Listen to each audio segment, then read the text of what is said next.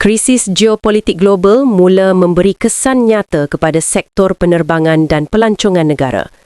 Menteri Ekonomi Akmal Nasrullah Muhammad Nasir mendedahkan ketibaan penumpang dari Asia Barat dijangka menyusut sebanyak 1.5 juta orang pada tahun 2026.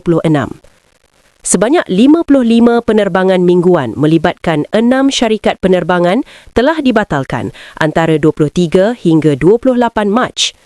Dalam pasaran buruh, kesan lebih ketara dijangka muncul bermula Jun 2026. Tekanan kos hari ini akan beralih menjadi tekanan terhadap pekerjaan dan pendapatan beberapa bulan kemudian. Ini menunjukkan bahawa krisis ini mempunyai lag effect, kesan tertunda.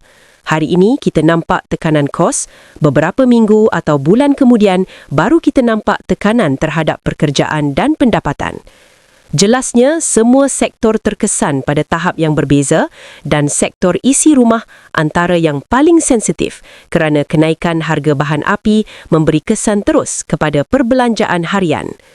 Mesej kita kepada rakyat perlu seimbang. Asas ekonomi negara masih kukuh, tetapi risiko luaran sedang meningkat.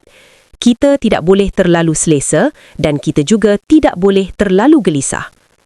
Akmal berkata, MTEN pada hari ini pada dasarnya telah bersetuju biodiesel menjadi salah satu sumber bio bahan api alternatif dan pilihan yang paling praktikal dan paling sedia untuk dilaksanakan dalam tempoh yang terdekat.